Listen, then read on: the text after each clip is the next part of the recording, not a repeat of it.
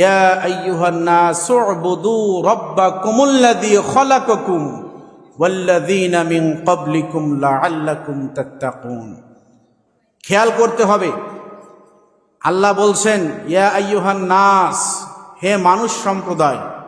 আল্লাহ কিন্তু বলে নাই ইয়া আইয়ুহাল্লাযীনা আমানু, ও মুমিনেরা কিন্তু বলে নাই। কি বলছে?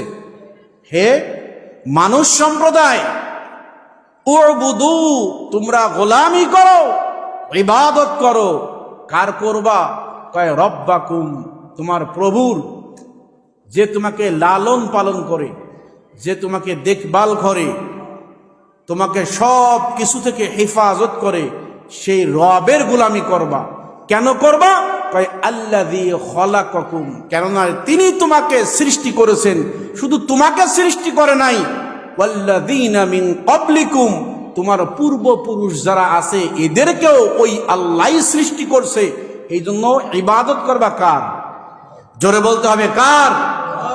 ইবাদত করবা, গোলামি করবা তো আল্লাহর করবা। কেন করবা? কয় লাআল্লাকুম তাত্তাকুন, যাতে করে তোমরা মুত্তাকি বান্দা হতে পারো। সুবহানাল্লাহ পড়েন।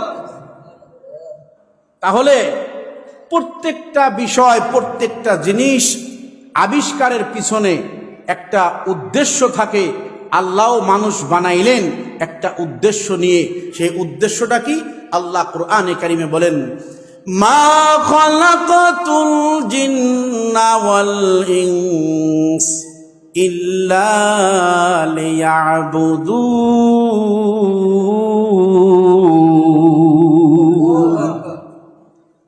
আল্লাহ রাব্বুল আলামিন বলেন, হে মানুষ সম্প্রদায়, আমি তোমাদেরকে তৈরি করেছি, আমি তোমাদেরকে সৃষ্টি করেছি। অযথা সৃষ্টি করি নাই, বেহুদা সৃষ্টি করি নাই। কেন সৃষ্টি করেছি? কয় এই জন্য সৃষ্টি করেছি কারণ তুমি ইহসানের গোলাম, তুমি দয়ার গোলাম, তুমি অনুগ্রহের গোলাম। এই জন্য বান্দা, তোমার প্রতি সবচাইতে বেশি দয়া আমি আল্লাহর, বেশি অনুগ্রহ আমি আল্লাহর, বেশি করুণা আমি আল্লাহর। এই জন্য বান্দা তোমাকে তৈরি করেছি শুধুমাত্র তোমরা আমি আল্লাহর গোলামি করবা। কিসের জন্য? একমাত্র আল্লাহর গোলামি করার জন্য।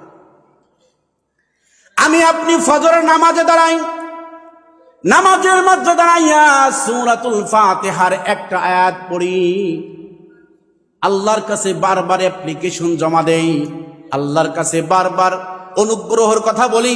আমরা আল্লাহর কাছে বলি